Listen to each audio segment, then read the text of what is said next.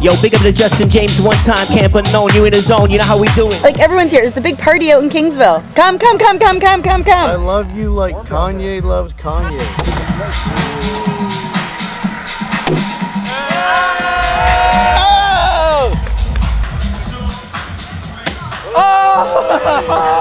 I've got the hack! Let's go! Okay, Camp Unknown, how did you find out about this? A friend of mine told me about it last year. I came last year and invited me along. This kind of set in the weekend away with electronic music. Well, I like the music. I like seeing all the different performances by all the different DJs, but I also love camping. I love coming out here, getting away from the city, sitting outside and not having to worry about dealing with house projects or just having time to myself to do nothing. Oh yeah, and to dance. How many outfits do you have for this weekend? 7. You're like accessorizing with the cool shades there? I do. I also brought a kilt, I brought a top hat, I brought a disco shirt. So we'll see how crazy I get later on. I love that you can just be you. No one cares. It's all about the music and just being awesome. So it's great. Yeah, and awesome with those shades too, right? These are my, you know what, I don't really give a shade, so they work. Anyone who's into this music in Windsor definitely acknowledges the heritage and the history from Detroit. And like Justin, who's throwing this festival, he's played in Detroit a bunch and he's built up a following there. So we got a lot of DJs coming that are friends of mine and just people from the neighborhood, right? So I think putting that all together is important, right? To celebrate the artists that are here, the DJs are here, and the culture that kind of comes from Windsor. Ray? Yeah, I moved to Windsor from Montreal many years ago, and so for me, I was always struck by how it seemed like almost two cities living in parallel and two scenes living in parallel. So we're always happy to see crossover between the two. Better back up. Back up. Get out of here. I believe this scene in Windsor is always growing. It's always time for it to evolve. And there's a bunch of young kids doing it right now, and they're doing excellent. Hey! I love it. It's been a while since I've been to any sort of like camping rave event, so it's a privilege to be here. Something so close, and it's a beautiful place. Is the rave alive? I should hope so. It's been right out of the lockdown, so I'm very excited for it to just kind of revive and just keep going.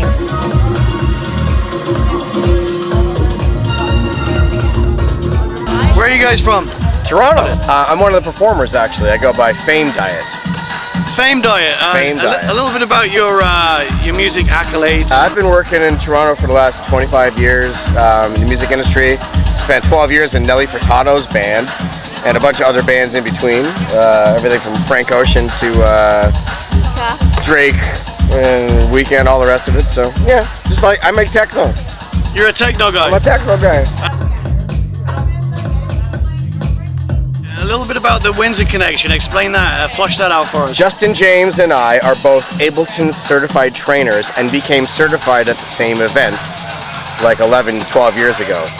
And so we've known each other since then and just been like on the cool time tip with the Ableton stuff, right? So, yeah. Explain to us what Ableton is for the people that don't know. Okay, so Ableton Live is music software that has become the predominant choice for performing live across pretty much all spans of music.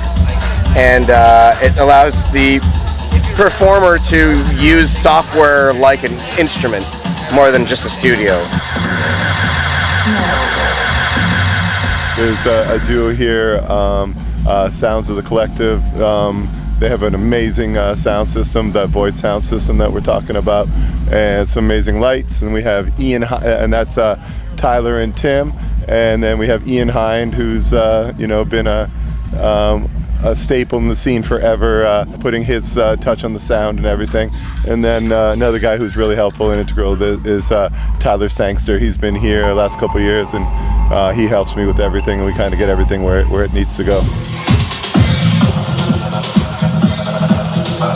Yeah, it's a lot. It's quite a bit of work. It took us like 6 hours to set up, honestly, 2 of us. The sound, Ian was here, so basically 3 people. It's quite a bit of work to get it together, but it's worth it. Like, we enjoy doing this, obviously. 4 moving head beams right now with like little ring lights. They're actually pretty cool because you can strobe with them and do different effects. We have 2 lasers here, but it's not. The hazer is hard to get right in an open space. So we need more haze. We need to upgrade that. We realize that. But like the Void subs are what I'm most happy about. They are pounding this weekend. We're waiting on the full system, but when it's here, it's going to be nuts. And what is Void? Explain what Void sound systems are. just like a UK-based company, I've heard a bunch in Detroit. I'm sure Mateo's heard a bunch in Detroit too. It just sounds so clean, it's so responsive, and that's why we wanted to go for it. Yeah, pick up the sound inside a vibe. Holding it down, the sound is sick.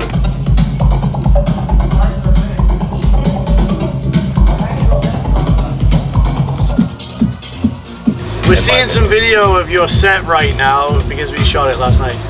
What kind of music is that? Is it psytrance? Like, explain what the music is to the people that don't know. No, I wouldn't call it anything close to psytrance. It's more like hypnotic techno, between like 135 to 145 BPM. BPM is what? Like beats per minute. It's how fast the music's going. Techno. They like it hard, they like it dirty, they like it fast. Mateo over here plays at like maybe 90 BPM. 90 BPM? He's ready to put you to bed, you know? Yeah. The party's over here. I usually keep it groovy, low key, easy going, you know, get the vibe going. But Tyler rips it up. Energy, great energy.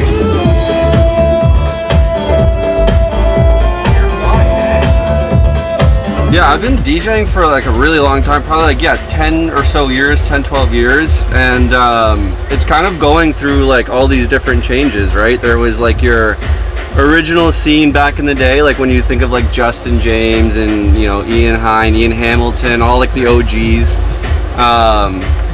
And, you know, we're all influenced by them as well because they used to throw like amazing parties back in the day. And it's great to see like not the next generation, but like, you know, people keeping on moving and like throwing their own parties and hosting events and bringing their own sound to the table and stuff like that. So I think it's healthy. You know, COVID kind of screwed some stuff up a little bit because events were all wonky and non-existent, but everything's like, the energy is picking up for sure.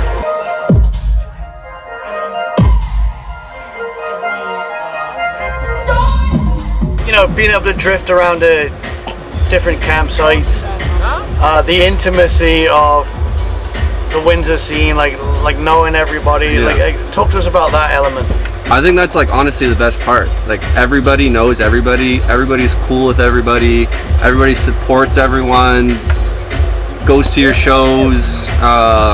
It's all easy peasy and it's great. For sure, on Spotify you can just search Teo, all caps, or you can go soundcloud.com/tunesbyteo, or Instagram, where everything's Tunes by Teo pretty much. T-E-O. That's it. And how do people find you, sir?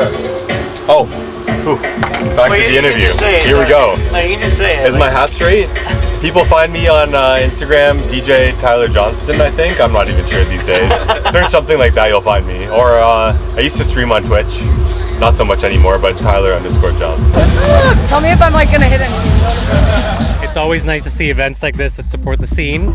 And the friend Craig and I, our group, Madam, it's just, we've been building this over the last couple of years, maybe a year and a half. So it's fun to come out and play for people in a loud system and see fans enjoying it. So. Mad, Mothers Against Drum Machines. Where did the idea, concept come from? I gotta give credit to that to my partner Craig. He just came up with the name. We were brainstorming the one day, and we use all kinds of music technology. So software, we use drum machines, synthesizers. We both have a background many years DJing, and we find that this is just a nice change to playing other people's music, just making it all in the moment live. I see you guys playing Frisbee. When there's a record that you're tired of playing, do you throw records like the Frisbee? I don't really play vinyl, but depending on the record, I might be reluctant to. We do have a YouTube channel. It's YouTube/Mad Machines.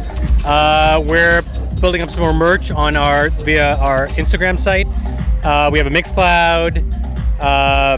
Yeah, we'll have all those links are available via our bio on Instagram.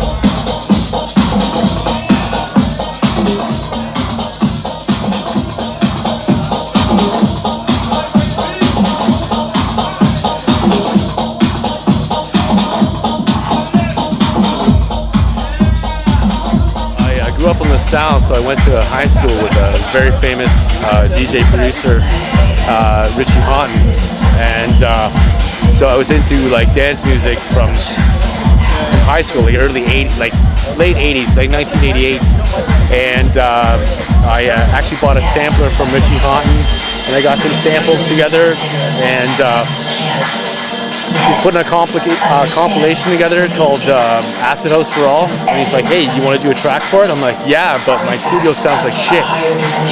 So I brought my 303 over, I did a pattern, I had some samples on my S950, we put it on his S2000 or whatever, and time warped them, and we did a track, and it was like Get House. It was killer. I have it on vinyl. Yeah, it's crazy how many people say like, hey,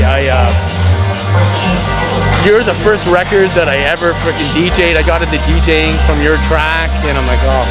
So it's a tremendous honor. Hello, John.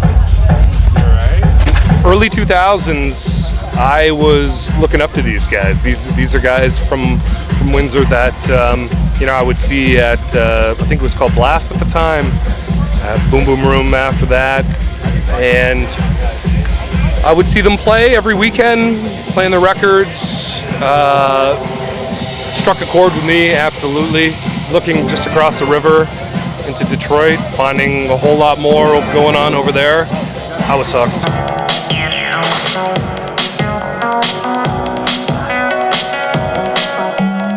You're one of the DJs for this weekend. What are you going to bring today for us? We're seeing shots of you doing it right now, so explain what your music tastes and genre is all about. I mean, I listen to everything. Mostly what I play is more like IDM, brain dance kind of stuff. What's IDM?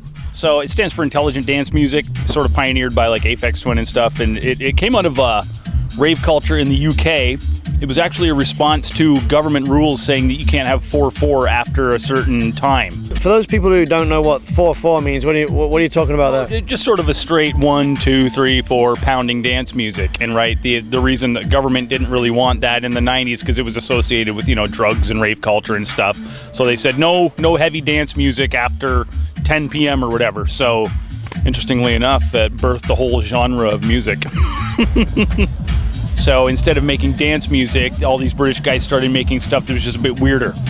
And that's how IDM came about. And now I'm a big fan, obviously, of people like Aphex Twin and Square Pusher.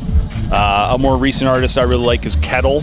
He's like really kind of drum and bassy, but also very like a lot of like, it's almost orchestral. It's really nice. So that's what I'll be playing. Stuff like Bogdan Rzinski and Kettle and RX 101 and not stuff you'd hear on the radio. No, not typically.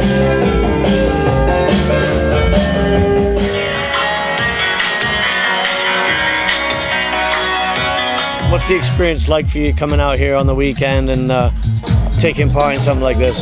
It's great. I mean, a lot of the people playing are, some of my best friends. So this is just a good excuse to just hang out with some of my best friends all weekend and hear some great music. So it's awesome.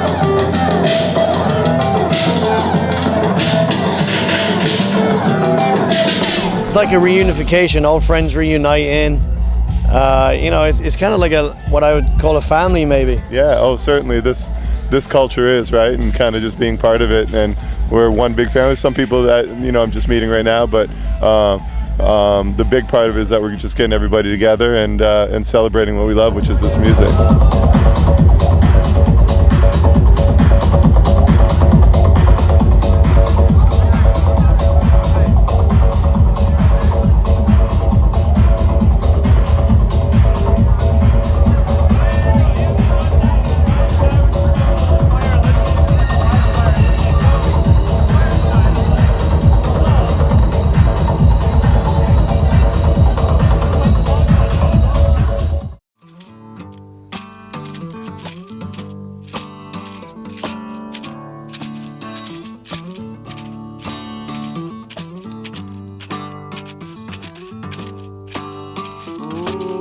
Is that enough?